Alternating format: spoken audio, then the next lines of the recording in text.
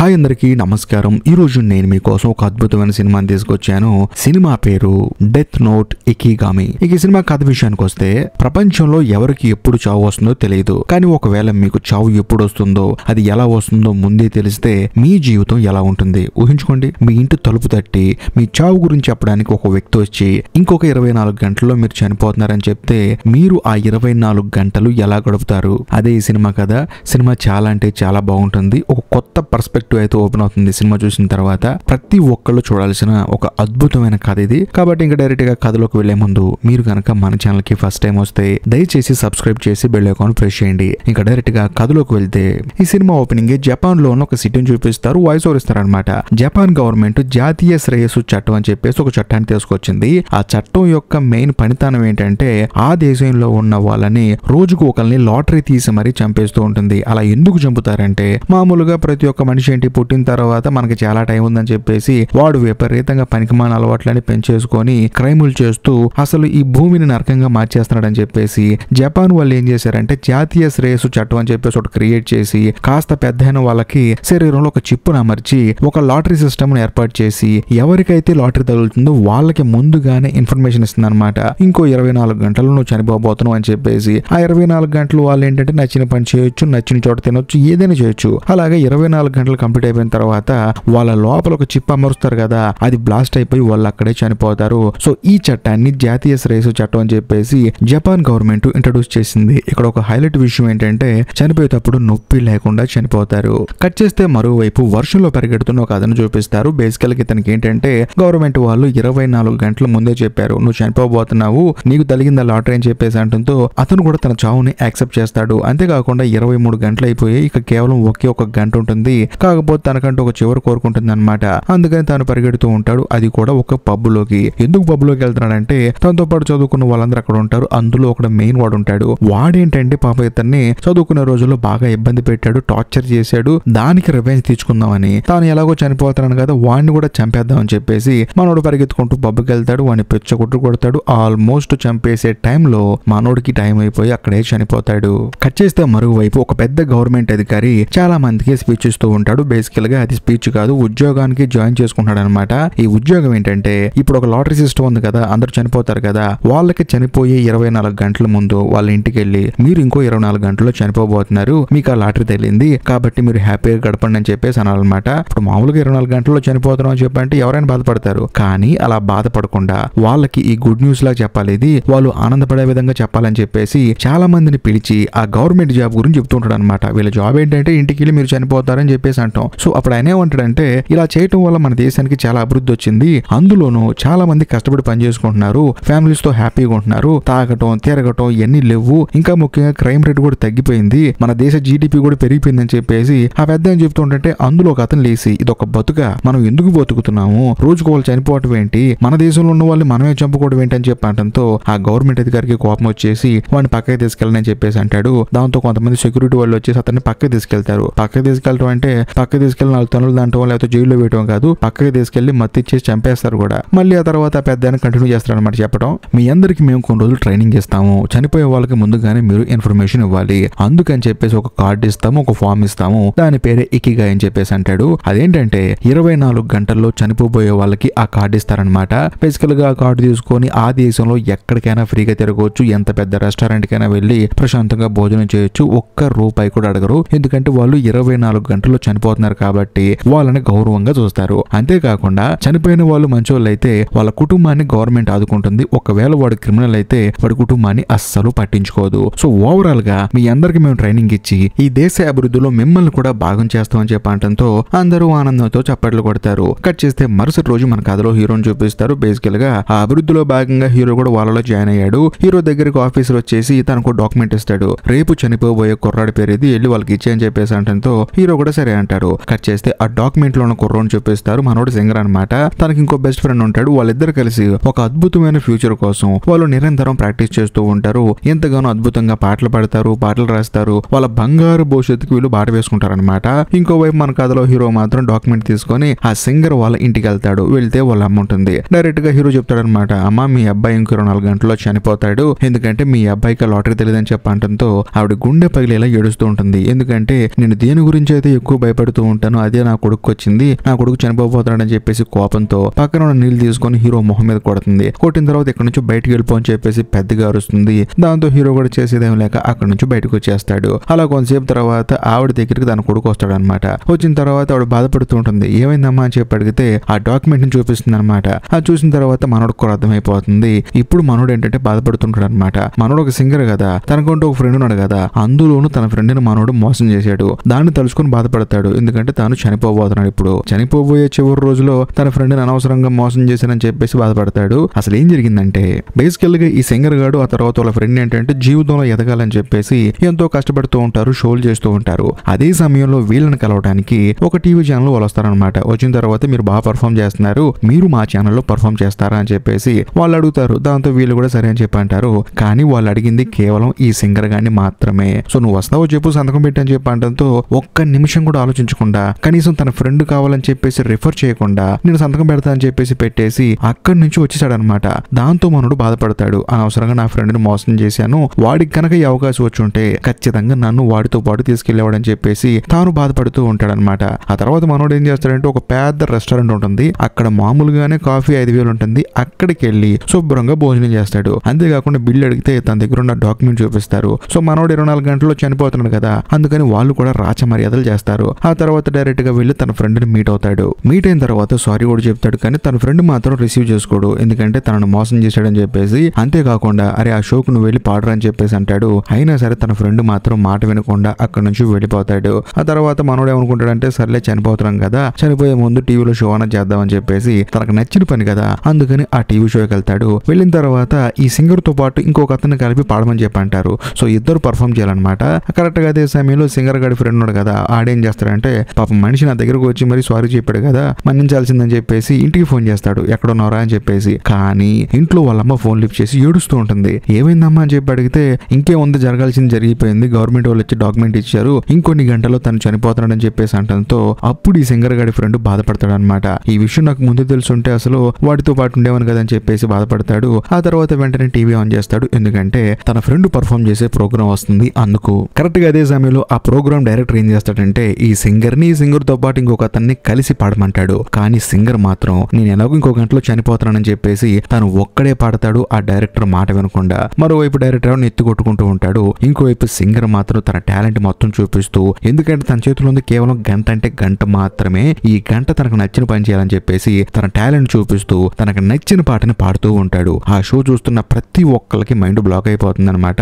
అంత అద్భుతంగా పాడతాడు. అలా పాట అయిపోయిన తర్వాత సడన్ గా తను అక్కడే కుప్పకూలిపోతాడు, ఎందుకంటే తన టైం అయిపోయింది. ఇది చూసిన తర్వాత ఆ సింగర్ వాళ్ళ ఫ్రెండ్, సింగర్ వాళ్ళ అమ్మ, లైవ్ లో చూస్తున్న ప్రతి ఒక్క ఆడియన్స్ కి మైండ్ బ్లాక్ అయిపోతుంది. అంతేకాకుండా హీరో కూడా బాధపడతాడు, ఒక గొప్ప సింగర్ ని కావాలని చెప్పి గవర్నమెంట్ చంపేసింది అని చెప్పేసి. కాకపోతే దీని మీద వ్యతిరేకత కూడా మొదలవుతుంది అనమాట. అదే సమయంలో లోకల్లో ఉండే పొలిటీషియన్ చూపిస్తారు ఒక లేడీని. ఆవిడ ఏంటంటే నెక్స్ట్ ఎన్నికలు ఉన్నాయని చెప్పేసి ఇప్పుడున్న గవర్నమెంట్ ని తిడుతూ ఉంటుంది. అదేదో జనాలకు మంచి చేద్దామని కాదు, ఆవిడ గెలవాలని చెప్పేసి తన స్వార్థం కోసం ఈ సిచ్యువేషన్ ని వాడుకుంటూ ఉంటుంది. కట్ చేస్తే మరోవైపు మన కథలో హీరోని చూపిస్తారు. హీరోకి గవర్నమెంట్ అధికారులు ఇంకొక డాక్యుమెంట్ ఇస్తారు, అందులో నోబు హీకో అని చెప్పేసి ఒక పేరు ఉంటుంది, అడ్రస్ ఉంటుంది. దాంతో హీరో కూడా సరే ఈ డాక్యుమెంట్ ఇద్దామని చెప్పేసి వాళ్ళ ఇంటికి వెళ్ళి చూస్తే లోపల ఎవరు తలుపు తీరు. సరేలే ఇంట్లో ఎవరు లేరని చెప్పేసి ఫోన్ చేసి చూస్తాడు, అయినా సరే ఎవరు లిఫ్ట్ చేయరు. సరే వెళ్ళిపోదాం అనుకునే సమయానికి విండోలో నుంచి ఒక కుర్రోడు బయటికి చూస్తూ ఉంటాడు. వాడు ఎవడో కాదు, నోబు హీకో అనమాట. కానీ వాడు ఆత్మహత్య చేసుకుందాం అని చెప్పేసి ఊరేసుకుంటాడు. దాంతో హీరోకి భయం వేసి వెంటనే వెళ్లి అద్దాలు పగలు కొట్టుకుని లోపలికి వెళ్ళి తనని ఊరేసుకోకుండా కాపాడుతాడు. ఆ తర్వాత మనోడు మాత్రం నేను చచ్చిపోతా అని చెప్పి అంటూ ఉంటాడు. అలా అనేటప్పుడు సడన్ గా ఆ రూమ్ లోకి ఎవరో వస్తారు. వాళ్ళు ఎవరో కాదు, ఈ నోబు హీకో వల్ల అమ్మ నాన్న.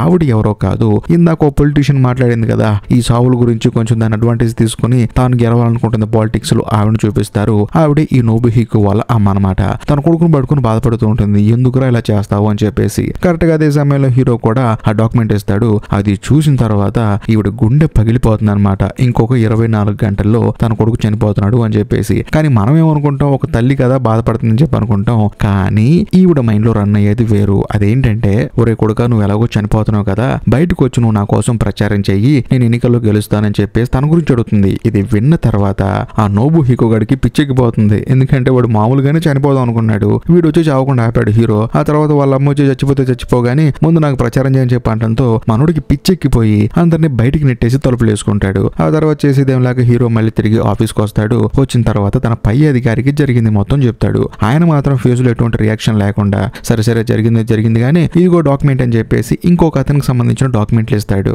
అతని పేరు షడోషి అనమాట. బేసికల్ గా మనోడు చిన్నతనంలో ఉన్నప్పుడు ఫ్యామిలీ మొత్తం కారులో వెళ్తున్నప్పుడు ఒక యాక్సిడెంట్ అవుతుంది. ఆ యాక్సిడెంట్ లో అమ్మా నాన్న చనిపోతారు. కాకపోతే తన చెల్లెలకి మాత్రం కళ్ళు పోతాయి. సో దాంతో తానేంటంటే వాళ్ళ చెల్లెని పోషించలేడు కదా, అందుకని తనని హాస్టల్లో పెంచుతారు. అంతేకాకుండా మనోడు పెరిగి పెద్ద అయిన తర్వాత ఏదో పని చేసుకుని ప్రశాంతంగా బతుకుతాడు అనుకుంటే ఒక గ్యాంగ్స్టర్ దగ్గర పనిచేస్తూ ఉంటాడు అనమాట. మనీ లాండరింగ్ చేయడం, తప్పు పనులు చేసి డబ్బులు సంపాదించడం ఇవన్నీ చేస్తూ ఉంటాడు. మనోడు ఏం చేస్తాడంటే ఒక రోజు తన చెల్లెల దగ్గరికి వెళ్ళి, చూడమ్మా ఇప్పుడు దాకంటే నువ్వు వేరుగా బతికావు, ఇక మీద నువ్వు నా అపార్ట్మెంట్ లో ఉండాలని చెప్పంటంతో వాళ్ళ చెల్లెలు ఏంటంటే నేను రానని చెప్పంటుంది. ఎందుకంటే నువ్వు తప్పుడు దారిలో డబ్బులు సంపాదిస్తున్నావు, అందుకని నీతో రానని చెప్పంటంతో ఈ షడోషి గడు ఏం చేస్తాడంటే లేదమ్మా నేను అన్ని మానేశాను, కాబట్టి నువ్వు నేను ప్రశాంతంగా బతుకుదామని చెప్పంటంతో వాళ్ళ చెల్లెలు కూడా ఓకే అంటుంది. కానీ వాడు మాత్రం వాడు చేస్తున్న పని అలా చేస్తూనే ఉంటాడు. అలా తప్పుడు మార్గాల్లో డబ్బులు సంపాదిస్తూనే ఉంటాడు. కట్ చేస్తే మరోవైపు పొలిటీషియన్ చూపిస్తారనమాట లేడీని. ఆవిడ ఏం చేస్తుందంటే నా కొడుకును కూడా గవర్నమెంట్ పొట్టని పెట్టుకుంటుంది, కాబట్టి ఇలాంటి చావులు ఉండకూడదు మన దేశంలో అని చెప్పేసి గవర్నమెంట్ కి అగెనిస్ట్ గా తన కొడుకు చావును కూడా యూజ్ చేసుకుంటూ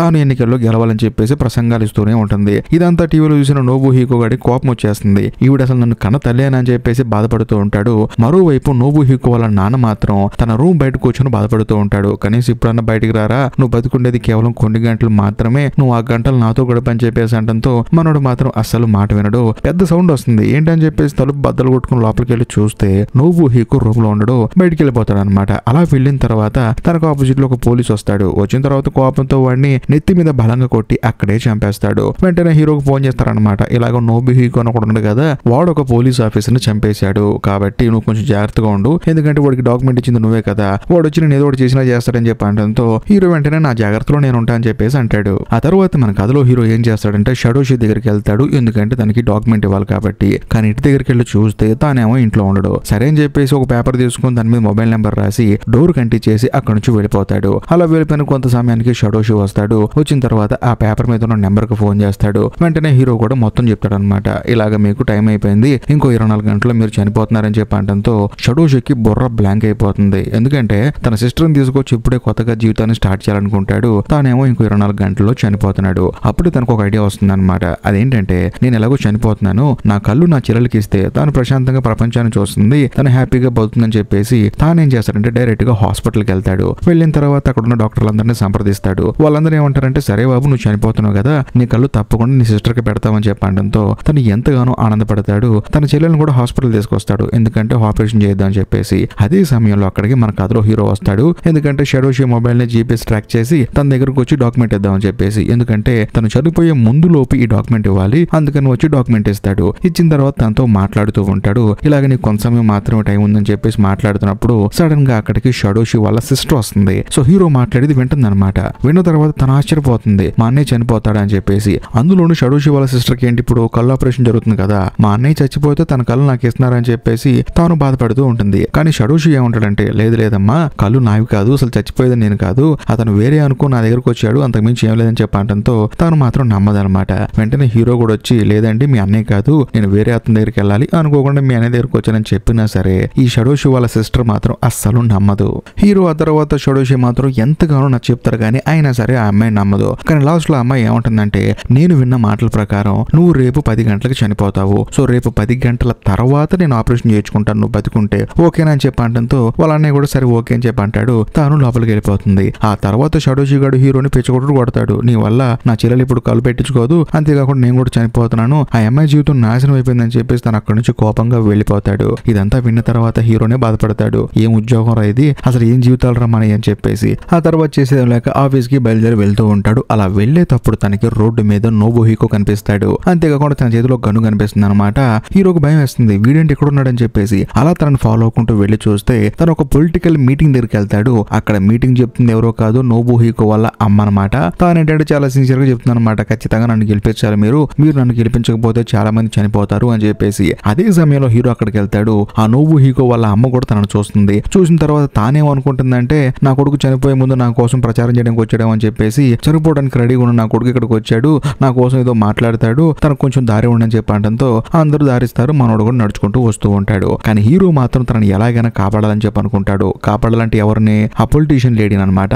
ఈ గ్యాప్ లోనే నోబుహికో గన్ను తీసుకొని వాళ్ళ అమ్మకి గురి పెట్టి కాలుస్తాడు. కాకపోతే ఆ బుల్లెట్ పక్కెళ్ళిపోతుంది, తనకి ఏం కాదు. ఆ బుల్లెట్ సౌండ్ విన్న తర్వాత అక్కడ మీటింగ్ వచ్చిన ప్రతి ఒక్కళ్ళు ప్రాణభయంతో పారిపోతూ ఉంటారు. ఇంకో బుల్లెట్ తో కాలుద్దాం అనుకుంటారు కానీ మనోడికి ఏమో మనసు ఒప్పదన్నమాట. ఎందుకంటే నోబు హికోని చిన్నప్పుడు వాళ్ళ అమ్మ చాలా బాగా చూసుకుంది. అందులోనూ అక్కడున్న గవర్నమెంట్ ఏంటంటే 10 సంవత్సరాలు దాటిన ప్రతి ఒక్కరిని తీసుకెళ్లి వాళ్ళ బాడీలో ఒక చిప్పును ఫిక్స్ చేస్తుంది. అలా తన కొడుకుని తీసుకెళ్తుంటే నోబు హికో వాళ్ళ అమ్మ అయితే గుండె పగిలేలా ఏడ్చింది. ఎందుకంటే ఆ చిప్పు బిగిస్తే తన కొడుకు ఏదో ఒక రోజు చనిపోతాడు అని చెప్పేసి. అదంతా గుర్తొచ్చిన తర్వాత పాప మనోడేమో కాల్చలేకపోతాడు. ఈ గ్యాప్ లో పోలీసులు తనని కాల్ చేస్తారు. దాంతో నోబు హికో వాళ్ళ నాన్న వచ్చేసి గుండె పగిలేలా ఏడుస్తూ ఉంటాడు. అల్లారు ముద్దుగా పెంచుకున్న ఒక్కగానొక్క కొడుకు చనిపోయాడు అని చెప్పేసి ఆయన బాధపడుతూ ఉంటాడు. ఇంకా ముఖ్యంగా నోబు హికో వాళ్ళ అమ్మ కూడా స్టేజ్ పైన కుప్పకూలిపోయి తన కొడుకుని చిన్నప్పటి నుంచి ఎలా పెంచింది, తన కొడుకుని ఏం చేయాలనుకుంది, ఈ పొలిటికల్ పిచ్చిలో పడిపోయి తను ఏం కోల్పోయిందని చెప్పేసి గుండె పగిలేలా తాను కూడా ఏడుస్తూ ఉంటుంది. ఇంకోవైపు మన కథలో హీరో కూడా ఇదంతా చూసి బాధపడుతూ ఉంటాడు. ఎందుకంటే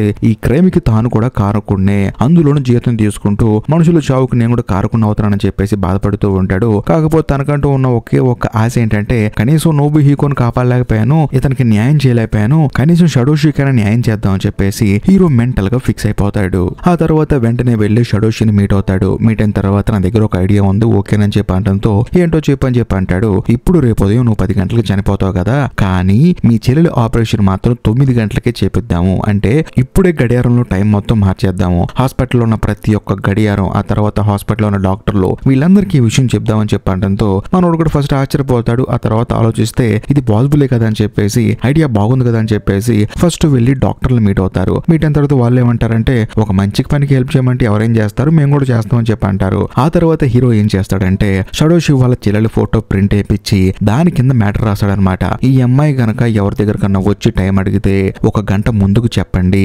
ఎందుకంటే ఆ అమ్మాయి ఆపరేషన్ చేయించుకోనని చెప్పేసి ఇబ్బంది పెడుతుంది, అందులోనూ వాళ్ళన్నీ చనిపోతాడు కొన్ని గంటల్లో, కాబట్టి అతనికి హెల్ప్ చేయండి, ఆ అమ్మాయి కళ్ళు వస్తాయని చెప్పేసి మొత్తం ఇన్ఫర్మేషన్ రాస్తాడు. అందులోనూ హాస్పిటల్లో పనిచేసే వాళ్ళందరూ, ఇంకా ముఖ్యంగా హాస్పిటల్లో ఉన్న పేషెంట్లు వాళ్ళందరికీ పాంప్లెట్లు పంచి మరి ఈ విషయం చెప్తాడనమాట. ఇప్పుడు ఉదాహరణకి టైం 9 అయింది అనుకోండి, 10 అయిపోయిందని చెప్పేసి అనుకోండి, 1 గంట ముందుగానే గడిచిపోయినట్టు కదా, అందుకని హాస్పిటల్లో ఉన్న ప్రతి ఒక్కరిని ప్రిపేర్ చేస్తారు. కట్ చేస్తే మరుసటి రోజు ఉదయం టైం 9 అవుతుంది అనమాట. అయిన తర్వాత షడోషి వచ్చేసి వాళ్ళ చెల్లెని అడుగుతాడు ఇంకా ఆపరేషన్ రెడీ అని చెప్పేసి, టైం ఎంత అయింది అని చెప్పేసి ఆ అమ్మాయి కూడా పక్కన ఉన్న డాక్టర్ని అడుగుతుంది. వాళ్ళు ఏమంటారంటే 10 అవుతుందని చెప్పి అంటారు. యాక్చువల్లీ టైం 9 అవుతుంది. ఆ తర్వాత షడోషి వాళ్ళ చెల్లెలు తనను పట్టుకొని, అన్నయ్య నువ్వు నన్ను మోసం చేస్తున్నావు అనుకున్నాను, నువ్వు చనిపోతున్నావు అని చెప్పేసి భయపడ్డాను, నువ్వేం కంగారు పడుకు, హ్యాపీగా ఆపరేషన్ చేయించుకుంటానని చెప్పేసి తాను ఆపరేషన్ థియేటర్ లోకి వెళ్ళిపోతుంది. అది కూడా నవ్వుకుంటూ. బేసికల్ గా అమ్మాయి ప్లాన్ ఏంటంటే కళ్ళు వస్తే ఫస్ట్ గా వాళ్ళ అన్నయ్య మొహం చూడాలని చెప్పేసి, ఎందుకంటే చిన్నప్పుడు యాక్సిడెంట్ లో కళ్ళు పోగొట్టుకుంది కదా, అప్పటి నుంచి ఇప్పటి వరకు వాళ్ళ అన్నయ్యని చూడలేదు పాపం. తానేంటంటే నవ్వుకుంటూ లోపలికి వెళ్తుంది. అలా వెళ్ళిన తర్వాత వాళ్ళ అన్నయ్య షడోషి మాత్రం బయట చాలా బాధపడుతూ ఉంటాడు.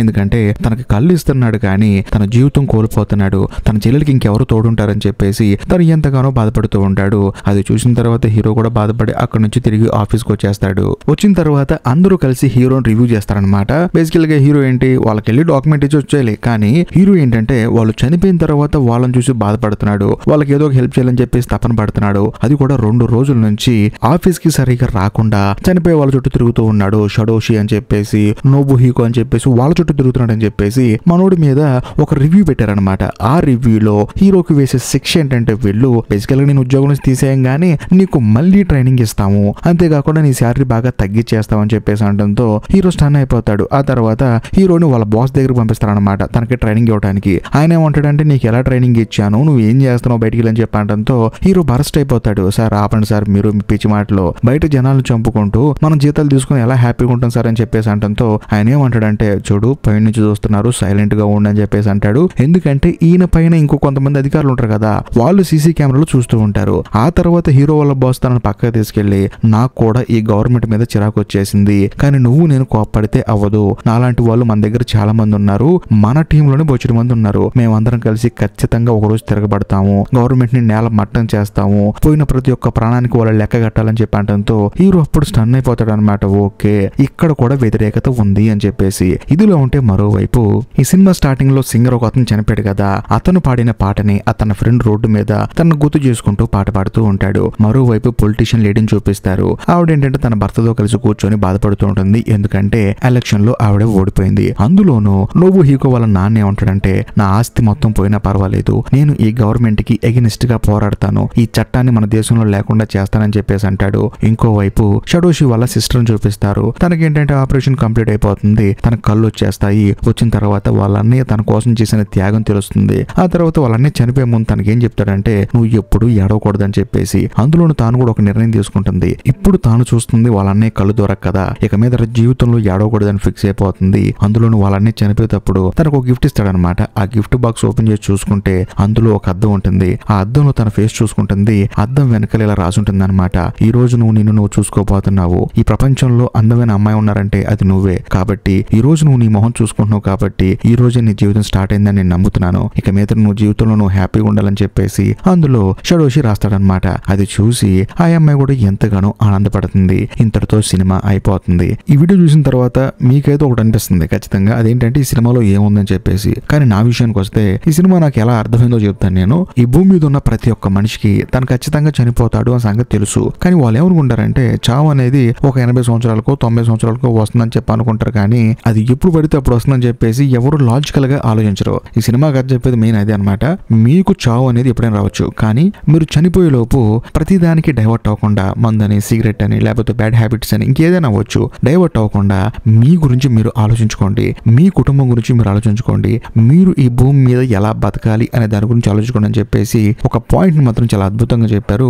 మీరు నాకు ఈ సినిమా నచ్చడానికి కారణమే అది. మీకు కూడా ఈ సినిమా నచ్చితే ఖచ్చితంగా లైక్ చేయండి, షేర్ చేయండి. మీరు ఎలాంటి సినిమా చూస్తే బాగుంటుంది అనుకోని నేను ఈ సినిమా చెప్పాను. బట్ నచ్చకపోతే మాత్రం ఖచ్చితంగా కామెంట్ చేసేయండి నచ్చలేదు అని చెప్పేసి. కానీ నచ్చితే మాత్రం మీ ఫ్రెండ్స్ అండ్ ఫ్యామిలీ మెంబర్స్ కి షేర్ చేయండి. లాస్ట్ అండ్ ఫైనల్ గా నేను మీకు చెప్పొచ్చేది ఏంటంటే, ఇప్పటికీ మీరు మన ఛానల్ ని సబ్స్క్రైబ్ చేసుకోకపోతే దయచేసి సబ్స్క్రైబ్ చేసి బెల్ ఐకాన్ ప్రెస్ చేయండి. బాయ్.